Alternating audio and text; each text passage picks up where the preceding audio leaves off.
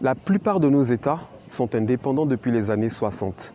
Ils arborent donc les symboles de la souveraineté internationale. État, République, nation, pays, État-nation. Toutes ces notions restent encore embrouillées dans une confusion intellectuelle qui appelle aujourd'hui une clarification. Nous nous abriterons sous la lanterne intellectuelle de notre invité ce jeudi pour y voir plus clair.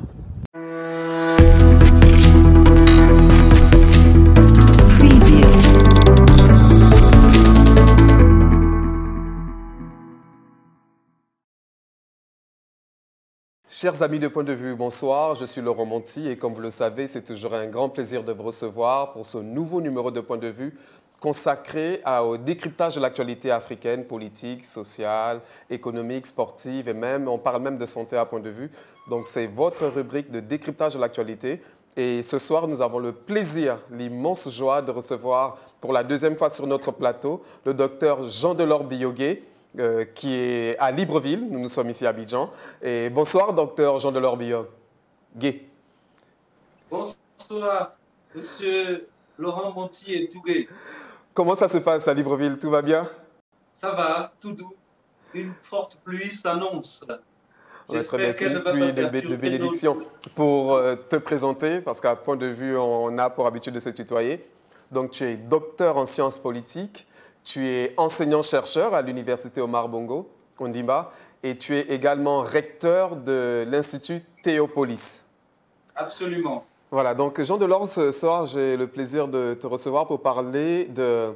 On va faire un cours de sciences politiques, si je puis dire, parce qu'on entend parler d'État, on entend parler de nation, on entend parler de république, toutes ces notions qui nous sont chères et dont on entend parler au quotidien, mais qu'est-ce que c'est précisément ? Donc aujourd'hui, pour tous ceux qui nous suivent, on va vraiment décortiquer de manière à ce qu'au bout de ces 20-25 minutes d'échange, on puisse comprendre précisément ce qu'on entend par l'État, ce qu'on entend par la nation, ce qu'on entend par république et d'ailleurs ce qu'on entend par État-nation. Est-ce que tu peux nous faire un balayage de ces notions en introduction? Très bien, merci beaucoup Laurent. Les trois notions que tu as évoquées, à savoir la nation, l'État, la République, l'État-nation et peut-être même le pays, sont des notions qui portent très rapidement à confusion. Pourtant, il y a des différences assez sensibles. Quand on parle de nation, on voit tout de suite un groupement d'individus, donc des hommes, des femmes, etc., qui ont entre eux un certain nombre de points de rapprochement qu'on pourrait encore appeler, qui développent des affinités entre eux. Et ces affinités peuvent être objectives. Qu'est-ce qu'on entend par affinité objective? C'est celle qui repose sur des critères facilement vérifiables, comme la race, la langue, la religion ou un partage de mode de vie. On va parler ici de la culture. Donc, voilà les critères objectifs qui déterminent ce que c'est qu'une nation. Donc, un groupe de personnes qui a en partage un certain nombre d'affinités, dont langue commune, race commune, culture commune, religion commune, etc. Et le mode de vie qu'on appellera encore une espèce de civilisation commune.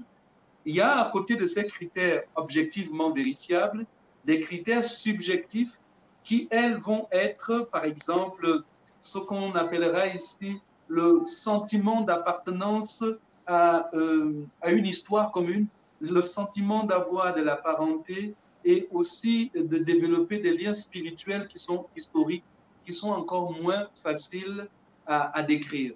Voilà un tout petit peu ce qu'on entend par nation. Donc, lorsque l'on parle de nation, on peut également ajouter un territoire commun parce qu'on doit avoir un espace qui nous permette de vivre ensemble. Donc, la notion ici, la notion de nation, est une réalité qui porte beaucoup plus sur l'identité, sur les peuples. Sur la nation, si tu permets, on va peut-être évoluer. Je ne sais pas si tu m'entends. Sur la nation précisément, avant d'évoluer sur les autres. Donc, Oui. on peut considérer qu'une nation dépasse les frontières d'un État.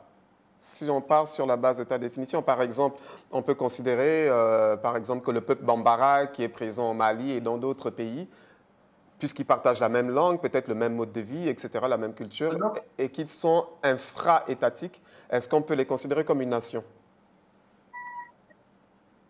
non, en ce moment, parce que s'ils sont répartis sur deux espaces territoriaux différents, eh bien, ce n'est plus une nation, ça devient un peuple.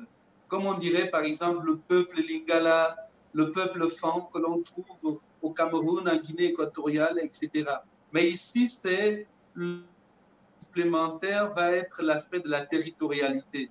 Donc, qui est un aspect géographique, c'est-à-dire qu'ils doivent avoir en commun le même territoire, ils doivent avoir en commun, et là, le territoire va devenir l'un des critères objectifs que je veux. D'accord. Tout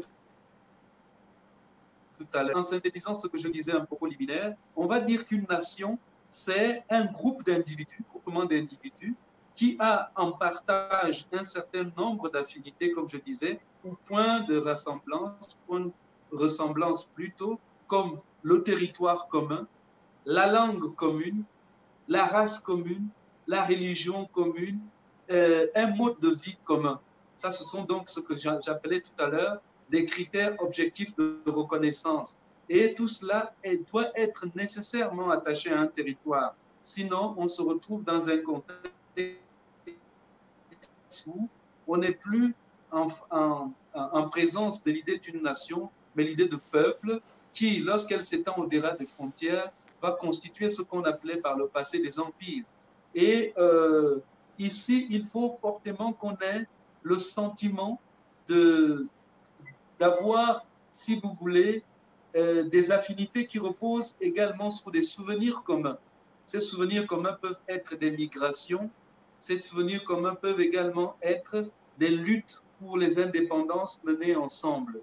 Alors, pour revenir maintenant à ce que vous appeliez, tu appelais tout à l'heure, qu'est-ce que ça va être l'État-nation?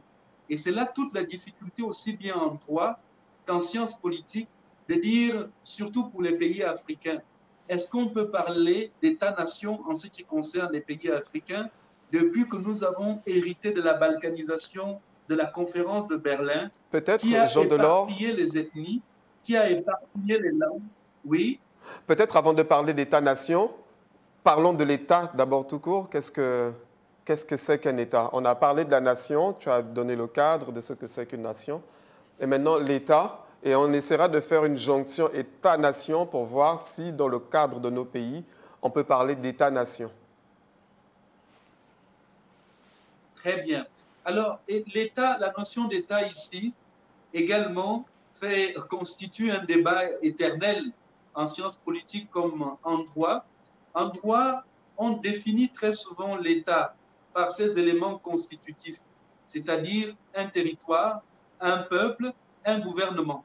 Et là, à partir de ce moment, on n'a pas encore totalement défini l'État, parce que la caractéristique de l'État ici, du point de vue international par rapport à d'autres États, c'est ce qu'on appelle la souveraineté.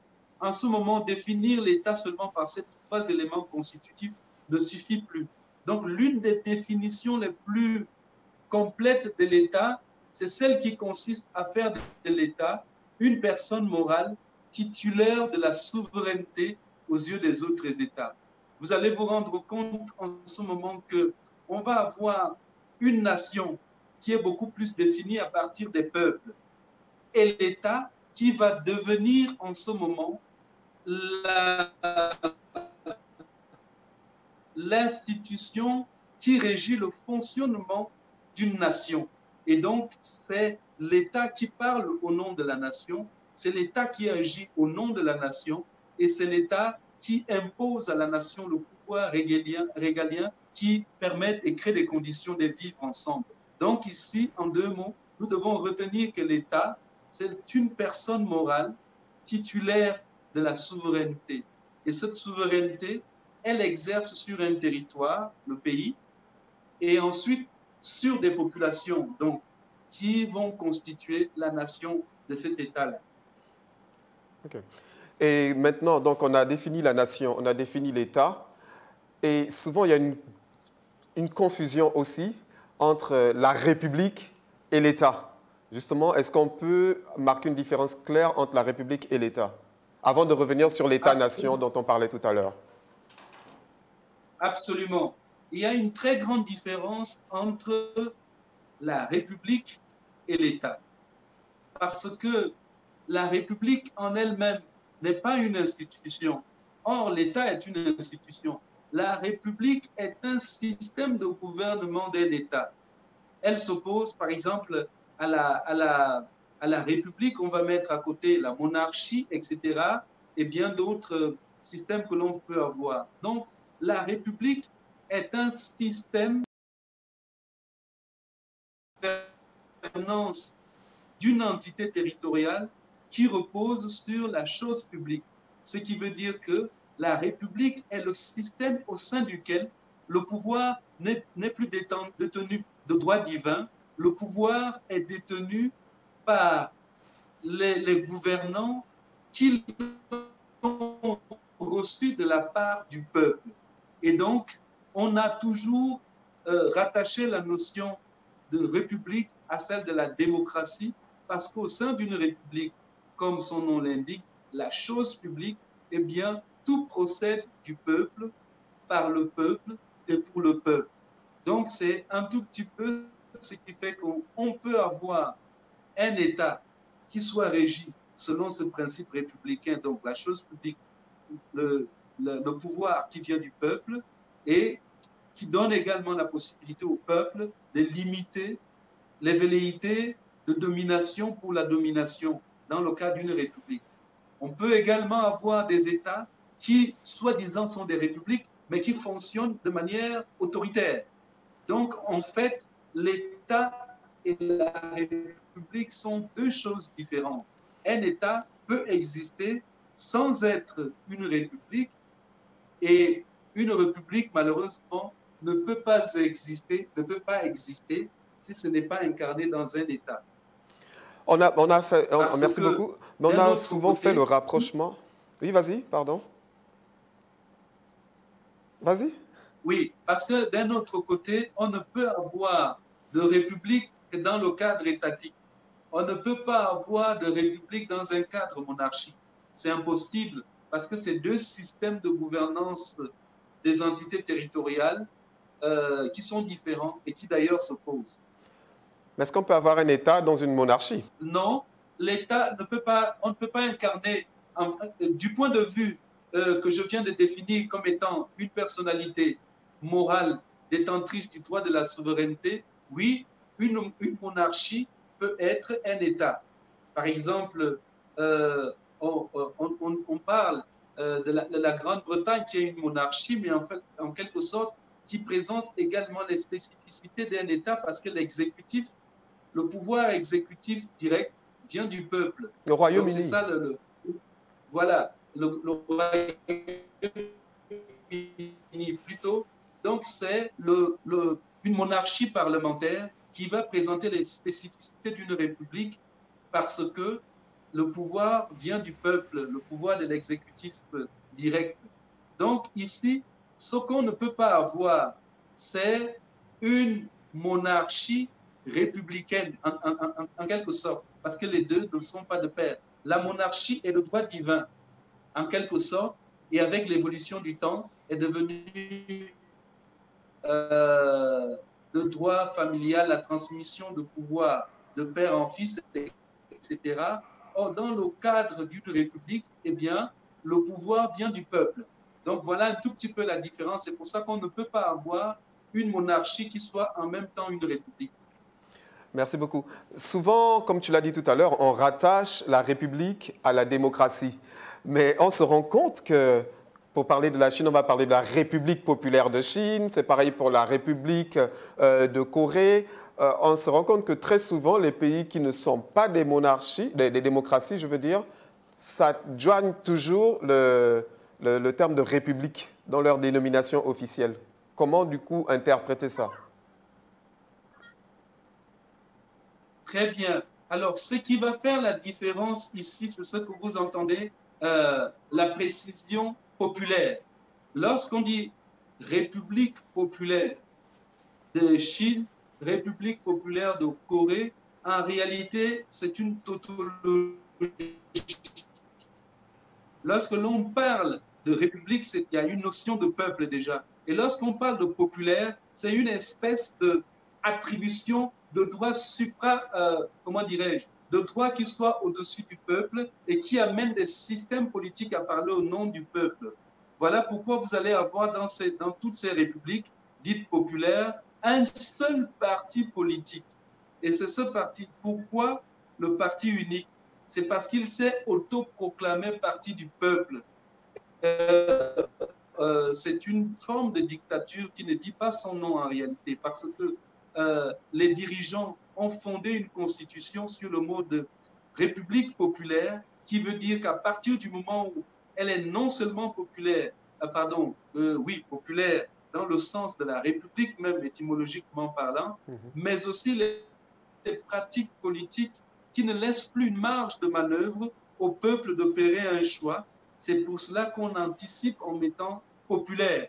Et à partir de là, on exclut tout système électoral possible élargi parce que l'on se dit le parti unique parle au nom du peuple et ce parti unique accueille directement dès la naissance d'un citoyen en son sein, qu'il le veuille ou pas, il est membre du parti unique et c'est un peu une forme. Donc, Jean Delors, on peut considérer que, au vu de ce que tu viens de nous dire, donc, autant du parti unique au Gabon ou au Congo, je pense notamment au Zaïre à l'époque, on pourrait parler de République populaire du Gabon ou République populaire du Zaïre, au regard de ce que tu viens de nous dire. Alors, ce qui se passait au temps du parti unique était largement influencé par l'antagonisme Est-Ouest. Donc, la plupart des pays qui ajoutaient à la République, à la notion de République, la notion de popularité, exemple, la République populaire du Congo, la République populaire d'Angola, etc., c'était des pays qui avaient choisi de se rapprocher beaucoup plus des pays de l'Est. Donc, qui étaient plus des pays communistes qui avaient adopté le marxisme.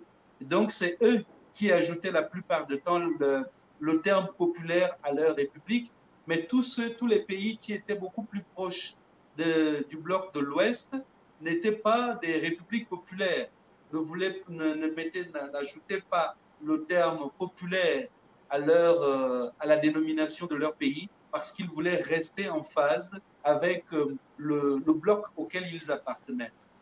D'accord. Tout à l'heure, on parlait de nation, d'État. Maintenant, j'aimerais qu'on arrive à faire, je ne sais pas si on en a parlé tout à l'heure, la notion d'État-nation. Qu'est-ce que l'État-nation? Qu'est-ce qu'on doit comprendre par là?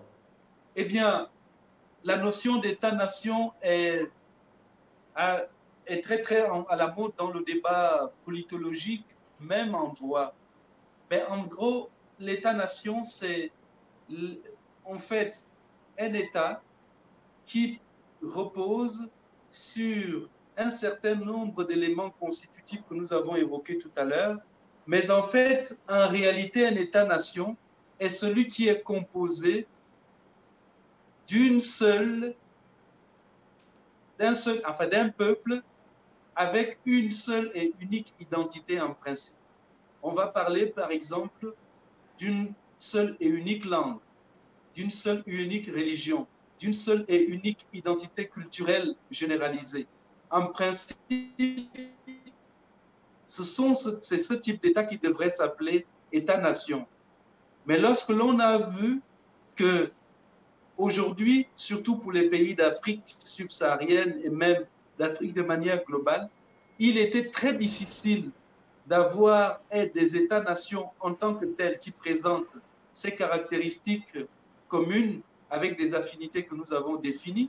Parce que si vous voulez parler de la Côte d'Ivoire, vous voyez bien qu'il y a plusieurs ethnies, plusieurs langues, etc.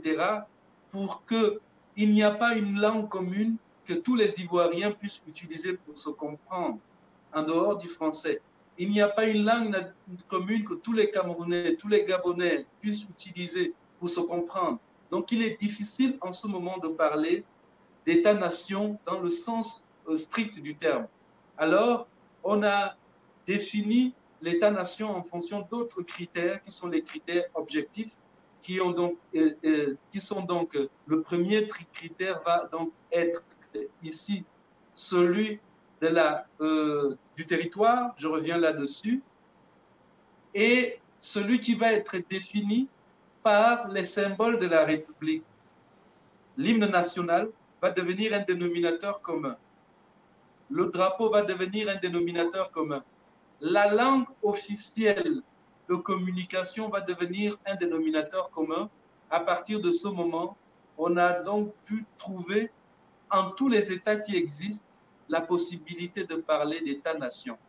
Donc voilà en gros, la notion d'État-nation est donc constituée par ce peuple qui a pour trait principal d'avoir une culture commune, une langue commune, une religion commune, etc. Et aujourd'hui, dans la modernisation politique, c'est beaucoup plus le critère des symboles républicains, de la langue de communication, un certain nombre d'événements célébrés au niveau national, comme la fête nationale, qui va définir les critères de définition d'un État-nation. Et donc, ceci participe de la confusion. Tous les États sont... Oui, ceci participe de la confusion qu'on peut avoir justement entre ces notions de nation, république, parce qu'on a l'impression qu'effectivement les critères ont évolué pour s'adapter à l'évolution de l'histoire de nos pays. Absolument. En fait, il y a vraiment un débat là qui oppose deux grands courants. Ceux qui émettent l'hypothèse qu'il ne peut jamais exister d'État-nation en Afrique à cause de la balkanisation et de la configuration des États que nous avons, et d'autres qui considèrent qu'au regard de la modernité et des nouveaux critères de définition de l'État, on peut avoir les États-nations. Mais en gros, il faut retenir une chose, qu'un État soit un État-nation, qu'il soit le plus important, ce que je voudrais dire, c'est qu'il soit défini au niveau international comme un sujet de droit.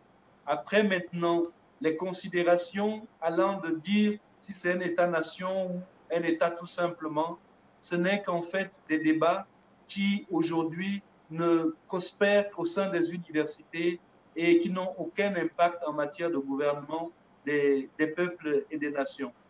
D'accord, ben merci beaucoup. C'était d'ailleurs, on arrive au terme de notre émission consacrée justement à la définition de tous ces termes-là. Je pense qu'aujourd'hui, nous partons avec un plus grand éclairage sur ce que c'est qu'un État, sur ce qu'une république, sur ce que c'est qu'un pays, sur ce que c'est qu'une nation. Et vraiment, merci beaucoup, Jean Delors. Peut-être que tu as un mot de conclusion. Ben, écoute, c'est toujours difficile de conclure des discussions qui portent sur la science, parce que lorsque les paramètres scientifiques ont été définis, nous n'étions pas là, mais simplement de dire que c'est des termes et des notions sur lesquels il faut prêter une attention particulière. Parce que lorsque l'on commence à se battre sur comment on appelle, la notion de fragilité des États, souvent on associe ces fragilités et ces faiblesses des États à la notion d'incapacité de construire des États-nations. On n'est pas obligé de construire des États-nations pour avoir des États et des pays stables. On a surtout besoin de construire des républiques qui ont besoin, qui sont en fait comment dirais-je,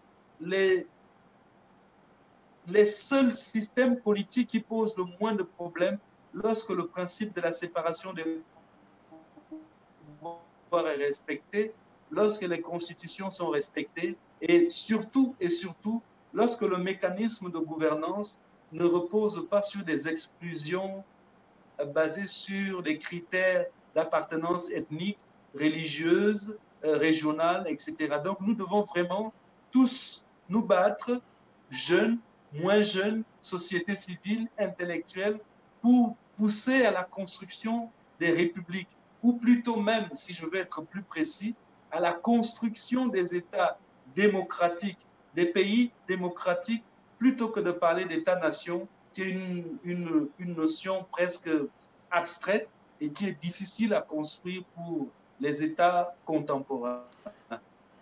Merci beaucoup, Jean Delors, pour ce mot de fin. Je pense que grâce à toi, on comprendra mieux quand on dira président de la République, chef de l'État. Donc, on comprend mieux pourquoi on ne se contente pas simplement de dire président de la République, on rajoute chef de l'État parce que ça renvoie à des notions qui sont très importantes. Merci beaucoup, Jean Delors, et merci à vous de nous avoir suivis. Merci de rester fidèle à Point de Vue, likez, commentez et partagez. Bonne soirée chez vous.